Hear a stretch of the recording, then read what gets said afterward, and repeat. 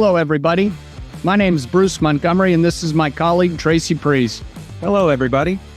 And we're with The Road to Retail. On our podcast, Tracy and I hope to offer tips, insights, ideas, and examples for how small, emerging, and challenger CPG, consumer packaged goods, brands can build their business. Everything from determining if you're ready to grow, where to start, how to prove it online, or how to go about securing distribution at a national retailer, driving your business through to the end consumer, or how to go about finding an investor if you're ready for that aspect. Bottom line is we would love to help you be successful by highlighting the many important aspects of this journey to establishing and growing your brand. Tracy and I have been doing this a long time. We've made a lot of mistakes, and we've done a few good things, so we're here to help you. Please follow our podcast on iTunes or Spotify, leave us a review, and consider sharing the show with a friend or colleague that may benefit from the content. Tracy? Bruce and I have been involved in consumer packaged goods commercial operations roles for over 30 years. We define commercial operation functions relating to sales, marketing, trade marketing, broker and distributor management, agency selection and management, new product development, brand acquisition and divestitures, and customer management. We also invite on our episodes friends and former colleagues from all aspects of the Road to Retail process to come on the show and offer their opinions and experience. Again, we encourage you to subscribe to our iTunes or Spotify channel at Road, 2 Retail.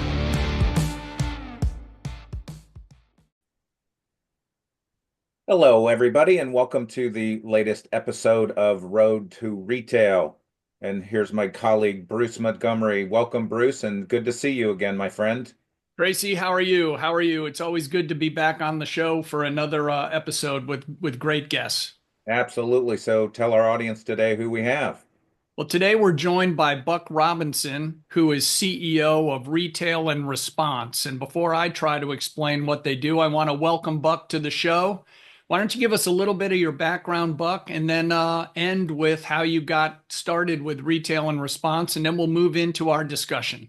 Sounds good. And first of all, thanks so much for having me on today. And yeah, I've been in the advertising industry for a little over 30 years, and I kind of grew up in it. My dad had been in the agency business before that. And the particular area that I started in was direct response advertising. So advertising that was having a call to action associated with it to be able to sell directly to the consumer. Over the last few years, I've actually seen as the environment has changed and more response options are available to people online, obviously, and in stores. We've taken that and created Retail and Response, which takes a lot of the best practices of direct response and applies it to consumer brands that are looking to be able to sell directly to consumers, but from a variety of different perspectives, whether that's Amazon, whether it's traditional bricks and mortar, or whether it is some combination therein. We specialize in knowing how to make the media cost effective so that you can be able to use it as a vehicle for growing your brand and expanding your distribution. Excellent. Love it. So, Buck, talk to us a little bit about, the backstory. How did, Retail and Response come to be? And then especially, what gap did you see in the market? I'm going to start with the second part of the question to kind of lead into the first. So I think the biggest gap, if you will, is a complete misperception on most people's part about what the costs associated with utilizing traditional offline media like television and radio really are. I think there's a very common misperception that those channels are not cost effective and or cost prohibitive to most emerging brands. And nothing could be further from the truth. And quite the contrary, they are incredibly effective media for launching brands. And again, I have 30 years of experience for brands that went from nothing, utilized radio and or television to become household brands. So it's not the other way around that you have to be already a household brand in order to be able to afford using radio and television. It can be cart and horse in completely different order. So that's where I really was trying to combat a lot of the, well, we could never do that. We can't afford it. Well, yeah, actually you can. It's a lot more cost effective than you think. And the second part of it is that I see a lot of emerging brands typically who have a very limited marketing fund. So let's just say that this is our kitty, this is what we have to spend. There's no inexhaustible, well, we can keep going back to you. And so they are faced with these decisions about where they should be able to spend those dollars most cost effectively. And they often kind of go all in on channels that may seem to be the shiny objects right now, that a lot of the things we're like, oh, well, everybody's doing social media and everybody's doing influencers and all that kind of stuff. And they put all their money into that because that's what everybody is doing.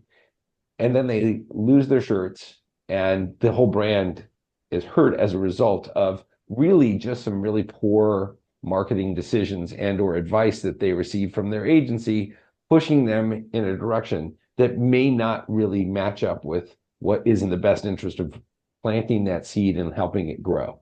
So seeing that there was a lot of people, a lot of companies that were getting, for lack of a better term, kind of misdirected, and their brands, their startups getting kind of cut short as a result of that, I really wanted to create an agency that could jump in and really help new startup companies to be able to say, hey, I don't have an inexhaustible checking account to be able to just finance this, but I need to make it work. So how do I make it work so that it actually helps sell the product so that then I do have more money to be able to reinvest and it can grow from there. Yeah, so let's dig in there just a little bit, Buck. Sure. So as Tracy and I, always say, one of the show's bumper stickers is it's not sell in, it's sell through that Amen. matters, right? So getting on the shelf is where the game really starts. So why do you think it's so important for emerging brands to take off, let's call them their digital blinders, and really consider these offline channels that you started to touch upon? Can you just take that a tiny bit deeper? Yeah, sure. And don't get me wrong, this is not, and nor is there any desire on my part to really kind of badmouth digital. Digital has a very, very valuable contribution. It's really about not, like you said, having blinders on and not seeing anything but that. And oftentimes, not that digital shouldn't have an important role, but it shouldn't be the only thing that you're considering. And that's where we really come in and say, hey, listen, when you are first getting on the shelf, and I 100% agree with you, Bruce, that it's the starting line is when you first get on the shelf. That's not when you pop the champagne. You got a limited amount of time to really be able to clear some of those velocity hurdles and really be able to show that your product is a better use of that space than whatever preceded it, or else you're going to see the door and the next brand's going to come in. So that's where we really come in and say, hey, in that initial window, you need to be able to move volume. And that means really, how do I reach as broad an audience as possible at as low a cost per impression as possible so that I can be able to create mass impressions. Digital is incredibly effective at highly targeted messaging, but that's not going to move the needle when you need to be talking to the masses. When you need to talk to the masses, you need to be looking at what broadcast options can I afford? And that's where we come in and be able to say, not that we're just doing this scatter shot with a shotgun and we have no logic to where we're placing the commercials in the first place. Quite the contrary. You can have a very high degree of targeting, but still at the same time be delivering hundreds of thousands, if not millions of impressions to help drive that awareness and demand for your product. Because that's the big thing, right? We don't want to just be able to say, hey, by the way, we're out there. We want to be able to say, hey, we're out there, we're at this store, ask for us, look for us in this section. Like, these are the things. We want to direct people to take action and go there. And in some cases, that may be go to Amazon, go to our website, or go to XYZ chain. But one way or another, we are telling people and directing them to find this product. This is what you need to do, and this is what you need to, where you need to go. Yeah, so a couple of things before I kick this over to Tracy that Buck said that, we try to reinforce. Once you get on the shelf, the clock starts ticking with the retail buyer, right? And you have a certain period of time to, as Buck called it, hit the hurdle rate, which means what rate of sale are you selling by whatever your retailer measures it, weekly, monthly, etc. And that's called the hurdle rate. And the period of time to prove yourself continues to get shorter. You probably have 6 to 9 months tops where you better be above hurdle or very, very close, or you're going to have painful conversations. And one of the things that we've seen a lot of times when Tracy and I help people with their marketing plans is we see ROAS, return on ad spend, for certain digital properties that's very high. The problem is it's being looked at in a vacuum where we're not looking at the tonnage of product moved. So it does me no good to have a knockout ROAS if I only sell 5 pieces. It just doesn't. And you've got to drive that awareness. Again, folks, the equation is awareness to trial. That's your conversion. And no one can be a repeat purchaser until they convert that first time. Tracy? Yeah, absolutely. The time, I couldn't agree more, Bruce. The time that you have to succeed is getting shorter and shorter, and then the Grim Reaper comes and you send your product back and mark it down. So Buck, you talked about that misconception that small emerging brands can't afford, to do offline media. So we've kind of talked about that. We know it's a misconception. So talk to us a little bit about why offline media is so important, and then how digital and offline media and social media can all work together. Because I think that's another misconception that, oh, you got to do one or the other. And as we know, brands flock to the social media because they think it's so much cheaper and easier. So talk to us about that. And in some ways it is cheaper, and in other ways it's much more expensive. And that's where I think we have to try and figure out what's really where the value lies, right?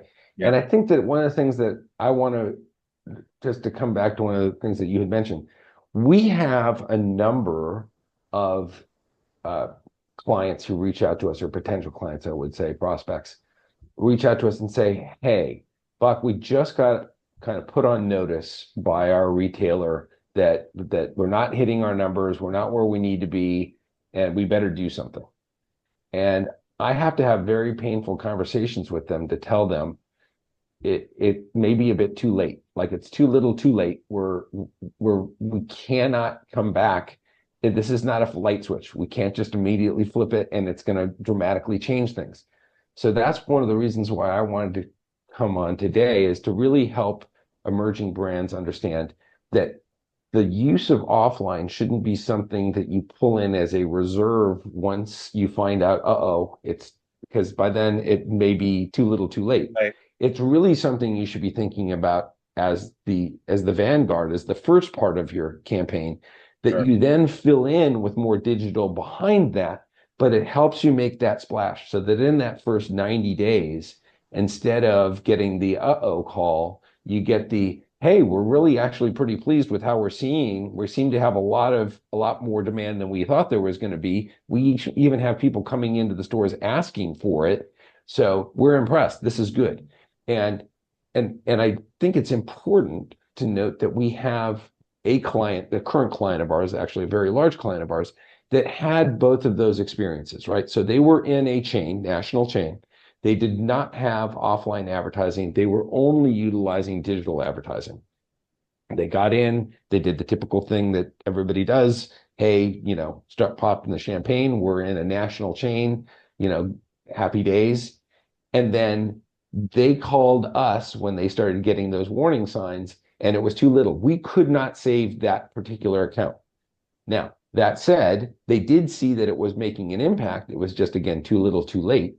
So then when they went to the next chain, they preemptively had our advertising in front. Now that chain immediately was like, this is great. You're doing fantastic. And they've expanded now and adding SKUs and everything else. So it's a tale of two uses of the same medium. It's all about timing, right? And I think it's very important to say, again, it's not an either or when it comes to offline and digital. It's an and. It's a matter of which one do you start with and how do you then backfill? And the digital allows you to have the two things that are difficult with offline. The two things that are difficult there are highly targeted. You can really be able to zone in on exactly who you want, or at least who you perceive to be your target buyer, and then accountability to know exactly what kind of response you're getting from that. So that comes back to that ROAS question that Bruce was saying, is like, that's great.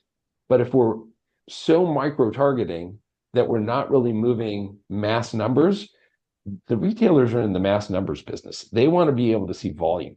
And that's where broadcast comes in so effectively, because it is a volume play, you know? And again, I think it's really hard to draw big, broad brushstrokes and say everybody and every product should all do the same thing. And that's part of the problem, is that people get into that kind of everybody's doing this, so we should too. And instead really look at it, who are we talking to and which of these channels makes the most sense? So for instance, I use that as for instance into more particulars. If you're targeting a 35 plus audience, well, or even 55 plus, 65 plus, whatever it may be, the more that you have an idea that that's really who your buyer is, the more that the traditional offline media of radio and television really makes sense, because that's still your consumer. If you're targeting 18 to 25-year-olds, being on Jeopardy or something probably isn't going to do very much for you. Yeah. But that's where I say is like, if you say, I know who my audience is, and I know that there's a way to be able to reach them cost effectively in a medium where they already have millions of that person, that whatever that profile may be, consuming that medium, that's where we want to be. We want to be mixed in where they're already going to be able to get that massive bang for their buck with their advertising dollar. So Buck, let's push a little bit deeper there. So now Sure. you've talked about making sure you avoid Jeopardy if you're looking for younger people. Although Ken Jennings might not like that. Oops, that means I watch Jeopardy sometimes. Let's talk about one of the other things that sometimes maybe plays against more quote unquote traditional media, and that's the ability to target. You started to touch on it. Talk to the group here about how you can target traditional media into a tight geographic region. Like one fear might be, hey, I'm a New England-based product. That's my kind of strength geographically. How do I make sure that Retail and Response isn't going to be running commercials in Chicago, which does me no good? Totally agree. That's part of our expertise, is really coming in and saying, you don't want to be delivering impressions where they're not going to have any impact on what you're trying to accomplish. And yet at the same time, you don't want to, how do I put this? Let's just say, for instance, and rather than getting into particulars, you use the example of the Northeast. It may be very expensive for you to then go in and say, okay, well, I need to buy Boston, I need to buy New York or elements of New York, I need to go in and buy Portland, Maine, I need to buy whatever it may be that constitutes that footprint on a market by market basis. Where you're really going to be able to get economies is if you can create what effectively is a bundle of those channels and a bundle of those markets, to be able to deliver a lot of impressions in all of them without buying them each individually.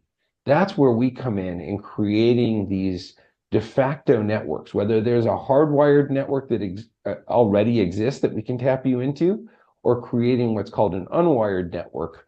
What it allows you to do is buy at a volume price, but still get the direction of where that message is being delivered that makes it cost effective. So you're not buying national if you only need a region, but you're not buying the region market by market either, because that's where it gets very, very expensive. You need to know that there are other ways of being able to access that inventory that are going to work much more cost effectively for you than the traditional knock on the front door and just say, hey, I'd like to buy some media. How much does it cost? Right. Tracy? Yeah. So we talked about, media spend in region. So talk to our audience about how it works for a specific account. So Okay. I just got into Tops, let's say in, upstate New York and Buffalo, and I need your help driving consumer awareness and trial. How does that work? Well, again, we look at what their footprint is as far as what markets they're touching on. And Right. then what we want to look at is, and let's just say in that particular example, it probably would be more cost effective to go with an audio type of messaging. So with radio, let's say, Mm-hmm.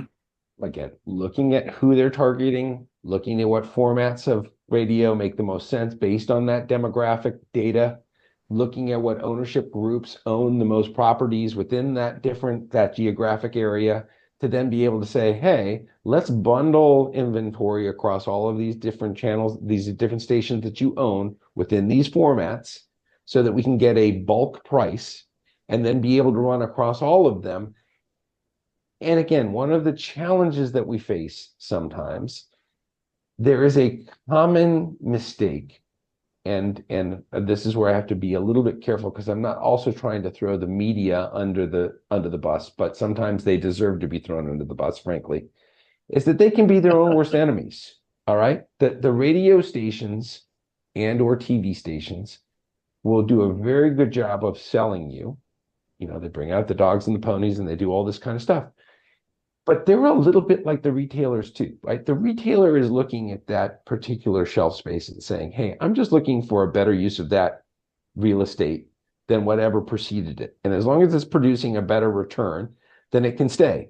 Otherwise, I'm going to get it out and put something else in there. The advertisers, they're not looking at it and saying, hey, listen, I'm really in the business of trying to help you build your particular brand. They're just trying to sell air, man. They're just trying to move inventory. Yeah. And so a lot of times what they're looking to say is, how do I sell you that inventory at the highest markup possible, even if it's not necessarily in your best interest, because that helps me make my monthly nut, right? I've seen so many buys where they're like, well, the retail radio stations came to me and told me this was a great deal. It was the worst deal I'd ever seen in my entire life. I'm like, oh my God, this is dead on arrival. Do not do this. Like, they do not have your best interest at heart. They have their best interest at heart in doing this. So a lot of times brands can think, oh, well, we're being smart because we're buying directly with the radio stations, only to find out the radio stations themselves are fleecing them. And that's where, again, having somebody like Retail and Response that can come in with that perspective, like, hey, we've been doing this. We know what a good deal looks like. We know what a bad deal looks like. We know what that time should be bought at versus what they're telling you it's worth. If you don't have that perspective, you're very likely to get sold a bill of goods that is not going to be in your best interest. So that's where we come in and be able to say, not only do we want to make sure that the message is being delivered where it should be delivered, but even more importantly, that it's being purchased at a price that makes sense, not at whatever they tell you the price tag is. Yeah. Great insight. Great insight. Bruce? So, Buck, is offline media a good option for DTC brands, or is it really best just for the big brick and mortar distribution? And also, how does Amazon fit into the solutions that Retail and Response can provide? Great question. And such an interesting entity, right? Because it's almost like if you took the offline world and put it into a kind of quasi brick and mortar setting. We have seen, and we work with a large client of ours that has a separate Amazon agency. All right. So to understand, that's how we have separated out that they handle all of the on-platform advertising for Amazon, and we handle the offline, right?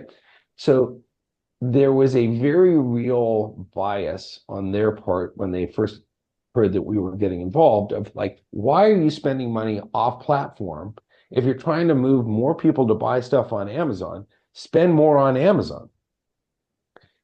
Well, now they sing a very different story. In fact, they're advocating to all of their clients that they should be looking at offline too.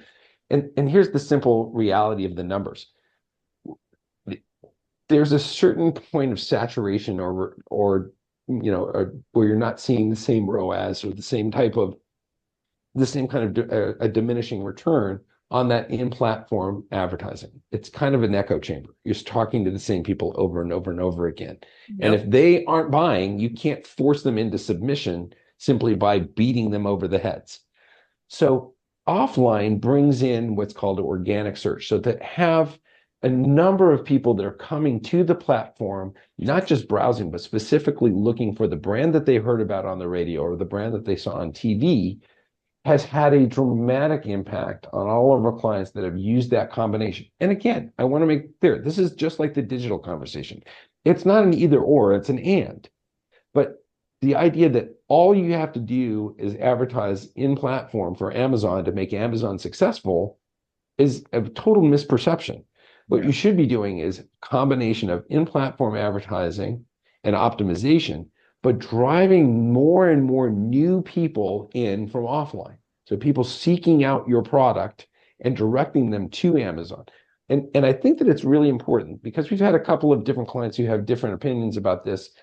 And really the numbers bear out that we had one client that in our commercials, so again, I want to make it very clear that in every one of these commercials that are running, there's what's called a call to action. And in that call to action, there is a directive touting where you can find the product.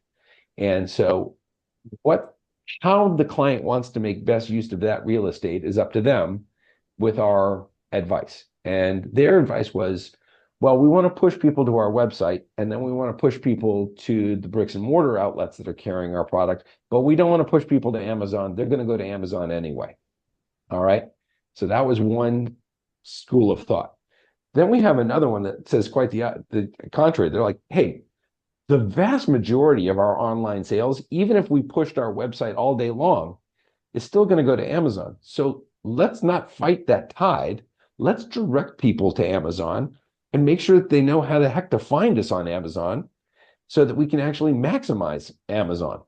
And that's really been the most successful methodology that we've seen, is just saying in that tag, or search for us on Amazon by, keyword this, or go for this.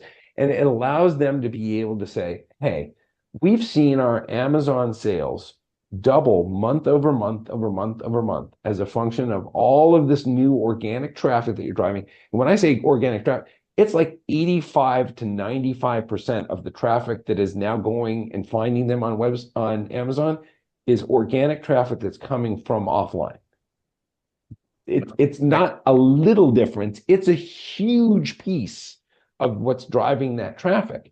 And that's what it's the same concept of how you're then driving the bricks to mortar, is that by introducing your product to this huge audience, not a very small targeted audience, this huge audience, you're going to be able to get, just by the kind of the basic law of big numbers, you're going to be able to get enough people that are then going to go through and listen to the spot and respond to it and do all to really be able to make a splash.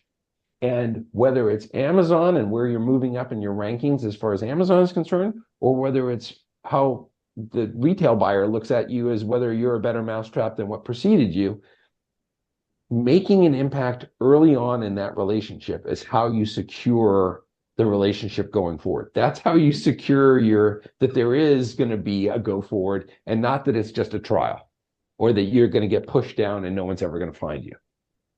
Great. So Buck, those of us that have come from, maybe large brands or big organizations, used to working with it's all changed so much, but the bigger agencies, why is a boutique agency like Retail and Response actually better for an emerging brand to go work with versus, wait for XYZ gargantuan firm to maybe one day notice you? So that's a show in and of itself, but let me just give you the quick and dirty on that. Okay, first of all, big agencies got big for a reason, and they have big overhead and big costs. And so what they're looking for is which of our clients are going to be billing the most, and whoever bills the most is who gets the most attention. And that's just a simple economics on their part. So you may be very flattered that the president or executive vice president of the agency came in and was part of the initial pitch for you, and wow, they really think that we're a big fish and they're really giving us the white glove treatment. But don't be surprised when that executive vice president that was in on the initial meeting suddenly fades into the background. Yeah, you never And see him again. The pitch and team is not the day-to-day team. that's right. And that now junior executive who just graduated and is still trying to figure out which way is up is now responsible for your media budget. A boutique house like us, and I can only speak directly to what Retail and Response's philosophy is that if you want the most experienced people, then work with an agency that the most experienced people are going to be involved in every decision and every piece of that campaign to help you get the full benefit of their experience. So if you want the full 30 years worth of experience or 50 years of cumulative experience across our agency, then you need to be working with those people, not just the agency as a whole. Like the agency as a whole doesn't mean the day-to-day people that are working on your campaign have that type of experience.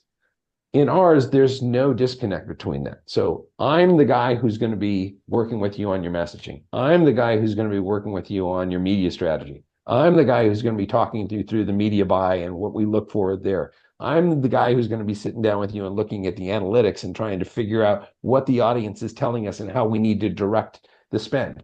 And I think that's a really important part of this that gets lost in a big agency. A big agency isn't going to put that much time and effort into something. It's a kind of a which is the tail and which is the dog, right? We're not going to put that much time and effort into it until you're spending a lot of money. Well, I can't spend a lot of money if you don't put any time and effort into it. So that's where we've come in and said, we recognize that we are investing in helping you grow. And as you grow, you're going to help us grow. So the two of us are going to now have this symbiotic relationship where we're invested in your growth and your growth is going to help fuel our growth. So that's different than in a big agency. A big agency doesn't look at a small emerging brand as the key to their growth. They look at them maybe as just another notch in the bedpost that they're going to get as another people that they kept from going to another agency across the street. Yeah, it's also a way big agencies try to kind of earn their bones in a new category. They'll pick up a small emerging brand. Tracy?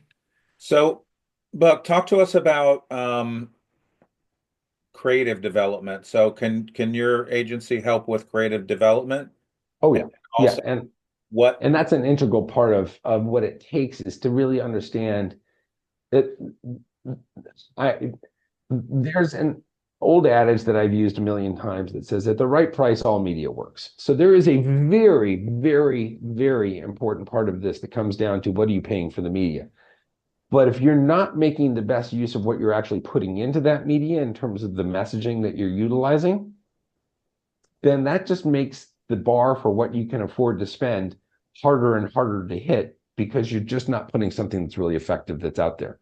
So one of the things that I think is really important about our philosophy, and again, big agencies have a tendency to overemphasize their awards. Like, look at all the awards that we've won. Look at how smart we are. Look at how great our creative team is. Well, when you strip away that they won some industry award for that, you're like, well, but was it really effective? What kind of impact did it really have on the sales of that product? Don't worry about the sales. Look at how the awards that it won. I don't give a rippity-doo about awards. And then I don't care if one piece of creative that I ever write wins an award. All I care about is that it helps accomplish the sales that the client needs to help grow their business. That's all that matters to me. Right. If I get an award, the award is that we were the number one selling product in our category. That's the award I'm looking for. Right. So Buck, to just dig in on Tracy's question a little bit more. Sure. I heard you say that you can help them with creative development. So if I'm a small emerging brand and I'm interested and I come to you, what assets do I need to bring to the table, or ideally, or what would you then say, Bruce, you need to go get these? I mean, what assets do you need to start rocking and rolling? The first and foremost, I think, is that, and again, it depends on where we are when we use the word emerging. Like, are you truly just coming out of the womb and you don't know anything about who actually buys your product? Because that's the first layer. The first layer is, who is your customer? And that's a very interesting question, because a lot of people talk about who they think their customer is, or maybe even who they want their customer to be, versus really having a thorough understanding of actually who's buying the product. Okay, so the first thing is to know who are we talking to? Who are we trying to talk to? And what is it about the product that makes them, that person that's our target is going to be intrigued by?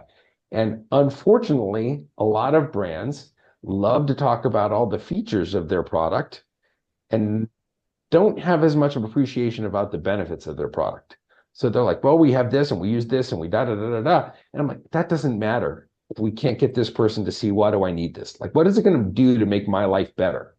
Now you've got my attention. If it's going to make my pain go away, if it's going to make my hair grow, if it's going to make me whatever, I'm using dramatic examples, but something that's going to make me take up and say, no, hey, I need that. Yeah. All the rest of that is white noise until I have established, why do I need this? All right. Then it becomes, okay, now we know who we're talking to, and we know enough about what are the selling points that we really are going to make the product most attractive to that particular audience. Now it becomes, how do we tell that story? How do we tell that story? And one of the things that most emerging brands has that's one of their greatest assets is a passionate founder.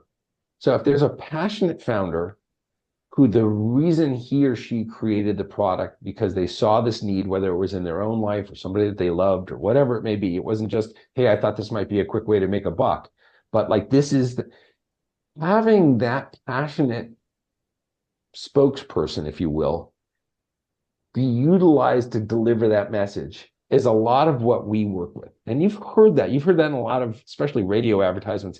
That's why I created this product. That's why I started this company. That's why I did all this. And that does two things. One, it's a very passionate spokesperson that delivers that, and to the audience, they pick that up. They picked it up. This person really believes in what they're talking about. But it also carries with it kind of the gravitas of saying, hey, I hate to use the old Men's Warehouse, but like I guarantee it, like the founder is standing behind his or her product, says a lot to the consumer that this guy's not just trying to fleece me. And I think that these are the kind of things that are strategic assets that don't cost a lot of money. In fact, quite the contrary. You use the founder for it, it might be cheap. And if you're working with a big agency and a lot of their billing is in production, they may not want to have that cheap kind of approach. They might want to say, no, you need more dogs and ponies and all of this other stuff because that's what they're billing around. We help with the production, but that's not a profit center for us. So we're not looking at it and saying, okay, we need some expensive celebrity spokesperson, or we need whatever that's going to help us build our billing. We need the best person to deliver the best message to the right audience to be able to make this work. And that's really where we try and strip that down and figure out what assets are really going to bear the most fruit. Well, so what you basically said was a passionate founder is extremely helpful, and passionate founders usually equal a great story, and nothing is better than a great story. All about Tracy? storytelling. Yeah. So, Buck, tell us about who's had the greatest influence on your career and why. It's interesting. So I've been very blessed to actually have a lot of really great mentors in my life. Number one of which was my dad. He was, in some ways, just a huge inspiration. In other ways, he was a huge cautionary tale. So I would say that in his professional life as an entrepreneur, I definitely saw both the blessings of working with entrepreneurial brands and working with startups. I mean, literally, when I was growing up, my dad, you would walk in and every day almost somebody would walk in with this prototype of like, hey, I've got this widget that I'm trying to sell. Do you think you could help me sell it? And I mean, the first skateboard came through the door to my dad. My dad looked at it and said, nah, it'll never sell. It's the packaging, the mail delivery is going to cost too much for this thing. I'm like, we could have been the czars of the skateboard, but we didn't. But that was a really interesting environment for me to grow up, because I really grew up both learning the advertising part of it, but also really having an appreciation of the entrepreneurial side of it, not just from the client side, but from my dad as an entrepreneur himself. I also worked for, as a contrast to that, was partners with Bill Guthrie and Greg Rinker. And Guthrie Rinker is, for many decades, was the number one brand in the infomercial industry. So Gothy-Rinker was the first billion-dollar infomercial company, and I worked directly with the founders to help them set up Gothy-Rinker Radio, which was an offshoot of their very successful TV side. So been very blessed to have some really, really incredibly skilled and very passionate entrepreneurs in my own life to inspire me to create something like Retail and Response. So Buck, it's interesting. You said your father was in advertising, as was mine. My dad was head of the creative department of an agency in New York. So coming out of business school, I accepted a job in brand management at Bayer, where I crossed paths with Tracy for the first time. And I tell my dad, this is what I'm doing. And he looks kind of sad. And I said, Dad, what the hell? I'm getting off the payroll. I got a job. I got a wife. This is good. And he goes, oh, Bruce, I'm really quite pleased, but you have to understand a creative director giving birth to a brand manager is the equivalent of a coach giving birth to a referee. I So love I thank my father for his inspirational talk as I went out the door to start my career. So Buck, thank you so much. We're wrapping up here, but we have a final kind of fun question we like to ask the guests, especially since we're deep in the season. So who is your favorite football team, brand, or band, and why do you support them? Well, this is where I am going to start to admit what a glutton for punishment I am. I am a lifelong Raiders fan, and I put that as a Raiders versus the city because I started with them when they were the LA Raiders. Then they moved back to Oakland, and now they're Las Vegas, obviously. But I grew up with them during the John Madden years and the Jim Plunkett and Lyle Alzado and all of those kind of crazy guys, Howie Long and all. So I've been a lifelong Raiders fan, which means that I have a very high tolerance for pain and suffering in my life. And certainly am willing to make a long-term investment and not, I'm the anti-bandwagon fan. But it's interesting. My wife and I had just had occasion to go out to one of the games in Las Vegas, the first time I've ever been to that venue, and it was amazing. And here we are, we suck. I mean, there's no you can't put lipstick on that pig and make it any prettier. We sucked, right? But there were all the stadium was filled with people all dressed up and painted faces. And I thought, you know what? This is a damn good day to be a Raiders fan. I'm still proud of my team that we have such passionate fan base, even though we can't put a quality product out on the field right now.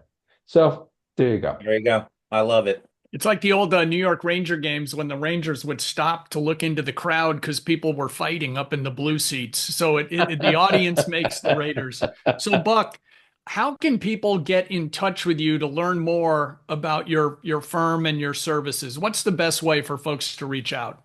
The best way to find out more about our services and contact us is through our website, which is retailandresponse.com. So again, retail and response.com. And that's, or if you want to send us an email at info@retailandresponse.com, I think we'll have a very candid conversation with you about what the reality of your situation is, what you're trying to accomplish, what it's going to take to do that.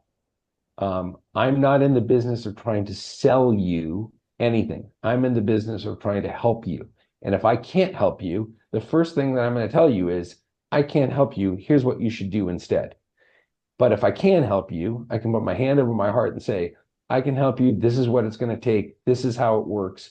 And we're going to take your hand and be there with you every step of the way until we accomplish what we're trying to accomplish on your behalf. So there's no dog and pony, and then all of a sudden the bait and switch to some other junior people. I will be there with you through every step of the process. Well, that's great. And Tracy and I have known Buck for a while, folks, so that if you take him up on the offer to reach out, we feel quite strongly that he will address your concerns very professionally and swiftly. So Tracy, the big finish. Absolutely. Buck, this was awesome. Thanks so much for joining us today. We really appreciate it. And audience, please continue to follow us on our Spotify and YouTube channels, as well as Apple on @Road2 Retail, and also look at our new website, www.roadtoretail.com. And we really enjoyed you today, Buck, and thanks so much. And we appreciate you, our audience. Thanks for joining us today. Good luck out there, folks. Thanks. Yeah, thanks for having me, guys. Really appreciate it. Take care.